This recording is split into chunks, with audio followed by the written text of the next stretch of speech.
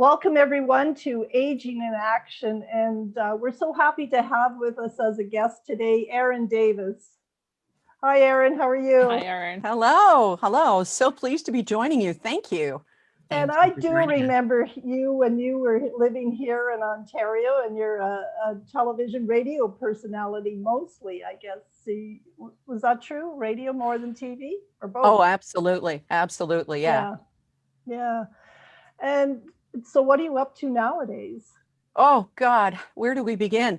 I left radio at the end of 2016. My husband and I moved out to Vancouver Island because we needed to make a completely new start. Yeah. And I won't even tell you the crocuses are up and the plums are in blossom, and I won't do any of that. I know. Let's see, I wrote a book and it became a #1 bestseller. And now I'm working on 2 podcasts. I'm kind of a hired host for 2 of them. One is for the Canadian Real Estate Association. Oh, wow. And the other one is Elder Wisdom Stories from the Green Bench, which is interviews with seniors who all live in Schlegel villages in Ontario. And my co-host is 85 years old. Wow. So I'm doing that. And right now I'm in the process. It's probably going to launch in about May, and I can't give any details about it because I signed an NDA. So it's really happening, but it's a podcast that is literally my dream project. And I promise it'll put you to sleep. And that's all I can say. Oh, well, I know. Yeah. And your book is called Mourning Has Broken, Love, Loss, and Reclaiming Joy. I will hold it up for you. There. I love the cover. Thank you. I got a story about the hummingbird sometime if we have time, but Gwen, I'm going to let you sort of steer this. Well, you can't say that and not tell us. Now you have to tell us. Okay. Well, when HarperCollins came to me with this idea that I should write this book, first off, I was like, oh God, no, I don't think that I can. And then I decided, okay, I would do this as a service to other people in grief, also to tell our story, but to reclaim joy, to show that it is possible to get through, not over, but through the worst thing that can possibly happen to someone, a parent, which is the death of our only child, Lauren. So to fast forward to the hummingbird story, when they came to me with the artwork, this was supposed to be a butterfly. And we were marking the anniversary of Lauren's death nearby on an island in the US, which we can see from our house, a place called Friday Harbor. And we were coming out of the bed and breakfast that morning, and I was wearing this bright fuchsia top. And as Rob was loading up the car, this hummingbird came over, and it was right in front of me for about 3, 4, 5 seconds, but it had this bright fuchsia breast. And I thought, okay, I'm going to pay attention to that. So I Googled a picture of the bird that came over to say hi that day, and I sent it to HarperCollins, and I said, I really love cherry blossoms because we've got them here. And that's how it came to be. So there you go. Beautiful. And hummingbirds, everybody think are so peaceful, but if you ever watch them at a feeder, they are feisty. And I kind of like that. If everybody thinks you're peaceful and good, but you got some fight in you, that's a bird to be. So tell us a bit about your daughter. It was Lauren, right? Was her name? Yes. Yeah. And that was a very tragic. She was young when she passed away. Yeah. And just tell us a bit about her. Oh, so much to tell. She was 24. I'll start at the end. She was 24.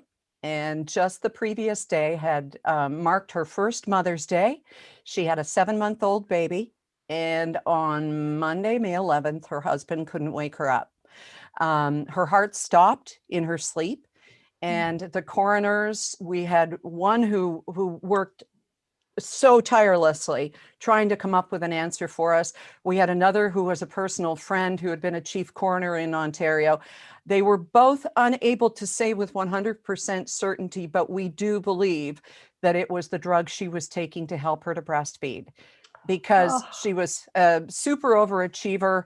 She'd had to have a cesarean section, so she didn't feel like she was, hi Lauren, she didn't feel like she was, the best mom because, mommy bloggers and all of that BS that's out there and the judgment and stuff. So she was going to breastfeed come what may.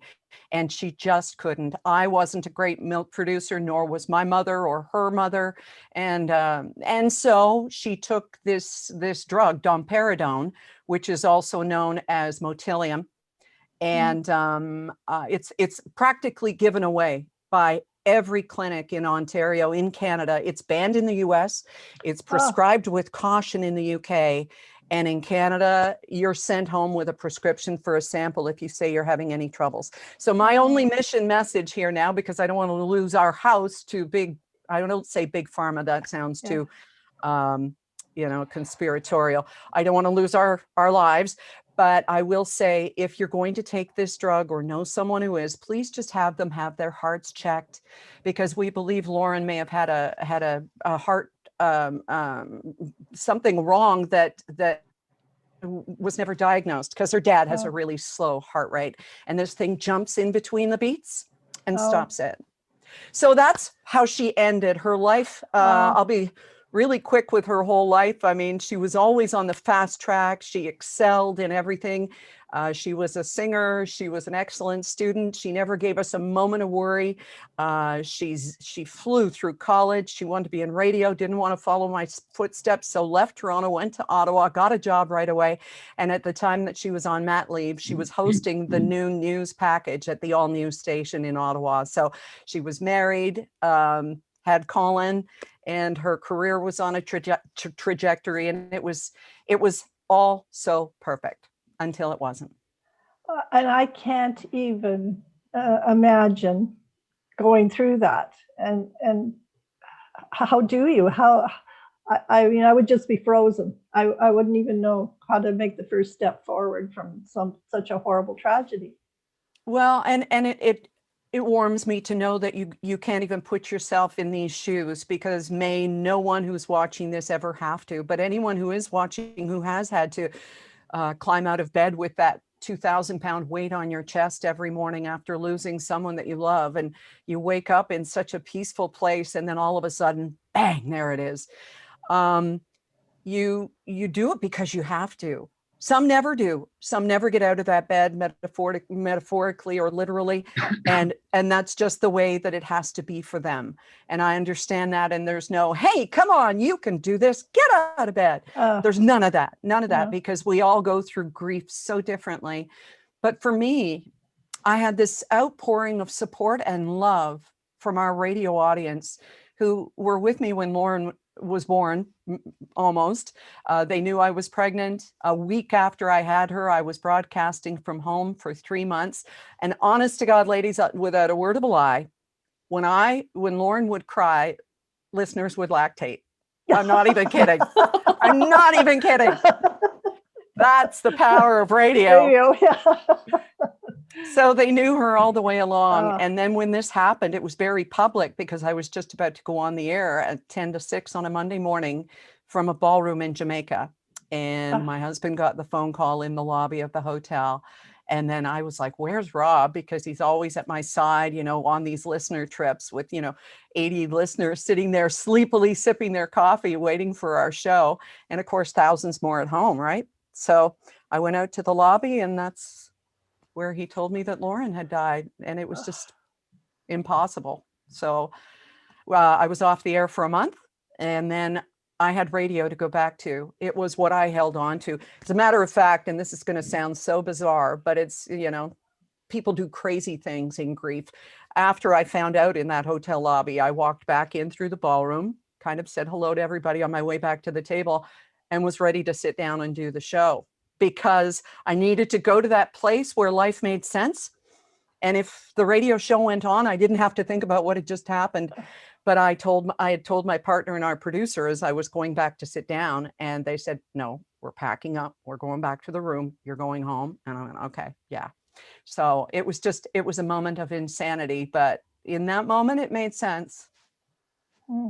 Yeah, I know. I like I say, I just can't even imagine, and it's just one step after another, I guess, and with your grandson being that young too, that's a whole issue there as well. All of a sudden, her husband is left to be a single parent and to raise this this little boy.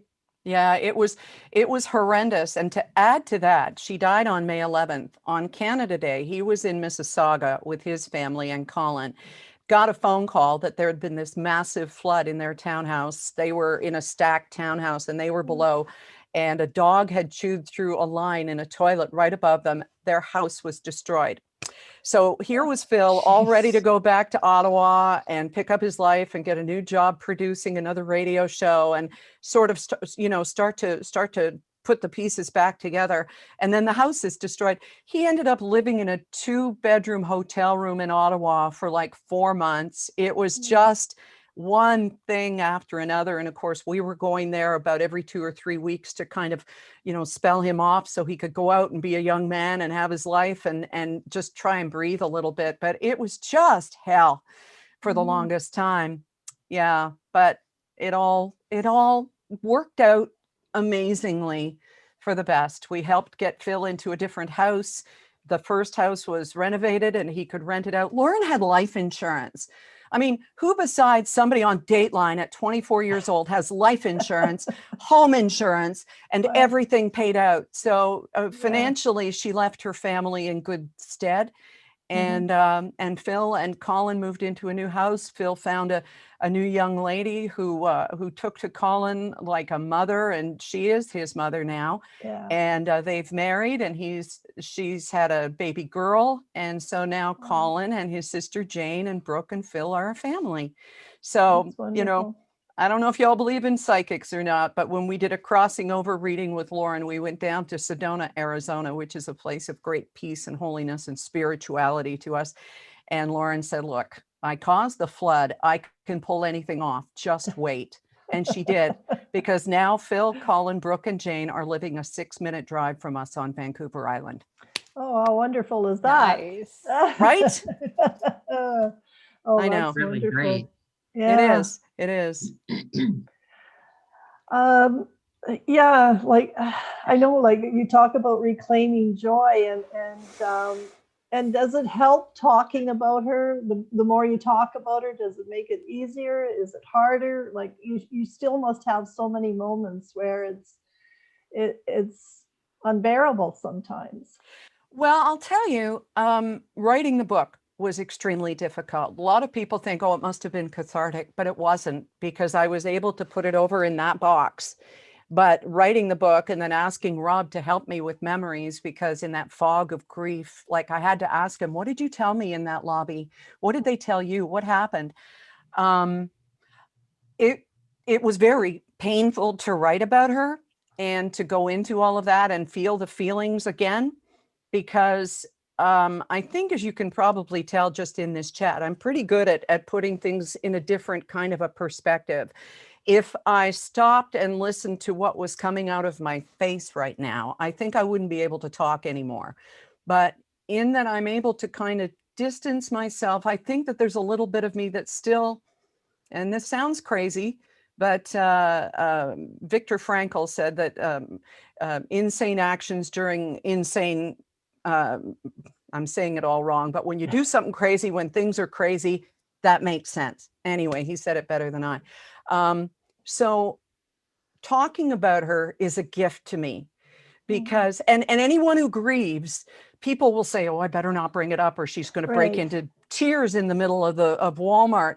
But it's a gift to us. And I cannot speak for everyone, but it is a gift that someone remembers Lauren. Tell me your story. Tell me your memory of her. Just bring her back to life for me for that moment. And I'm happy that she's here with me again. It means so much. Yeah. If this all sounds insane, you can raise your hand and say, okay, I'm not getting any of this.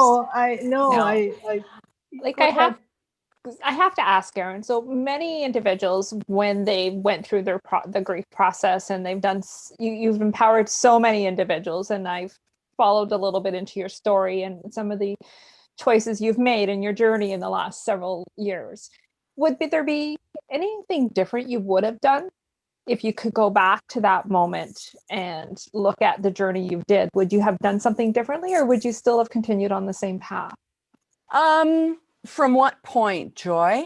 Like from the moment of her death, or No, writing from the the book, from the or- writing the book and into your new career choices and where you've streamed from the media all the way to the podcasts. Would there be something differently you would shift, or would you have just went on that journey? I think I would probably continue to do things as they have I was going to say unraveled, Organically. right? Unfolded. Yeah. Oh, what a difference, right? It's like resign and resign, two completely different words. Leaving radio, I had to do. It was a heart-wrenching decision. But I'd gotten to the point, I'd lost my favorite partner on the radio. He had stepped away to be with his wife during her final months of colon cancer. And it just didn't feel like a joy anymore. And if you got to get up at 3:30 in the morning and put on those happy pants, you'd better be feeling it, you know? Yeah. And that was part of my healing process too. I don't know if you do yoga. Sometimes if you're in a position, the instructor will say, okay, put on a little smile, and you go, this is insane. But you are tricking you're tricking your body into feeling just for a moment like you're happy. And so in the in that I had the job of being happy and waking up people every morning, I had to rise out of that murk and mud at the bottom of the ocean and find my way to the surface every day, for them, not for me. And that was part of what pulled me through as well. Find something bigger than yourself. Yeah. And even when people come to me, and I still get emails like on the regular every week, at least a few from people who have either just read the book or remember when it happened to me, or God help me, it's just happened to them and they're in the fresh days of it. That takes me out of my grief, because I can say, here's what helped me. Please be vulnerable. Please ask for help. Find someone who will ask how you are, and then listen to the answer. And that is the best advice that I have. So I've been able to be in a place of service and to step outside of my own life and my own grief through this all in the past 5 years. Well, and during COVID, it's even that much more difficult for people to reach out, because, you know, and we were talking, Joy and I, before we started, that we miss just being able to go out for a coffee with a friend, or lunch or supper, and just have that connection with somebody. And certainly when you're in grief, you want your friends and you want those hugs. And with COVID, it's made it so difficult. It really has. I don't know how people are getting through, and even, you know, thinking about the funeral service. It is, you know, it just seems like it's not coming to a natural end, and I'm sure there's many people struggling. Have you got any insight into that, or what people can do to get through these times?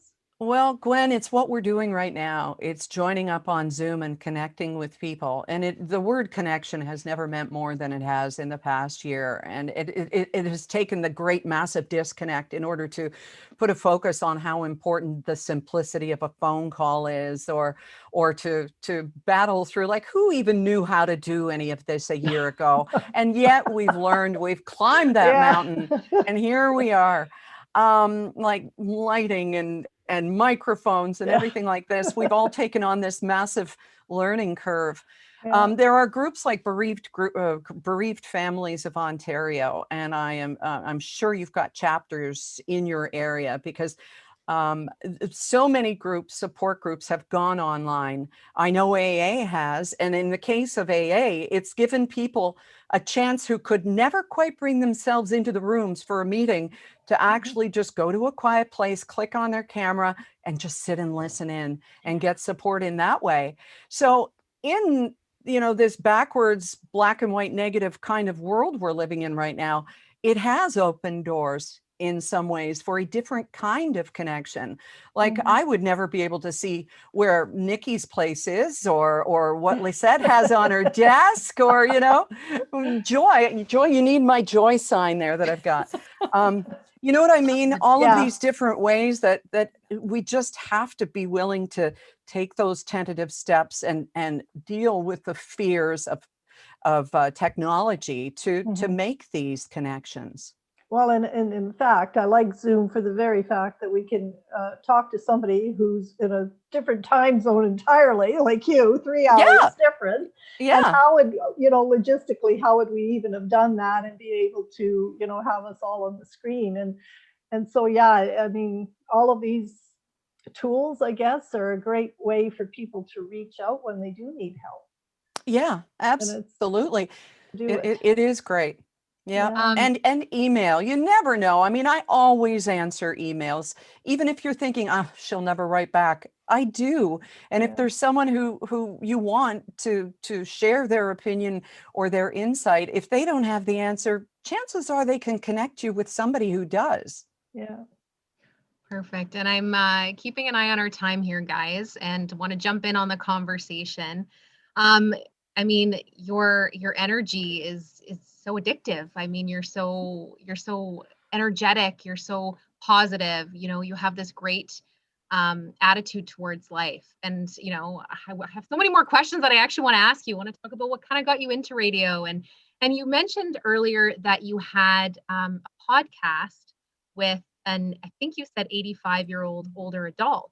I Yep. mean, we're coming to the conclusion of our episode, so maybe you could touch on that podcast and how you got that started, and kind of explain that, because we work with seniors all the time, older adults, and it's really Yep. interesting to learn about these kinds of informations that we could be sharing with our clients, our community, for that interaction, even though it's Oh. virtual.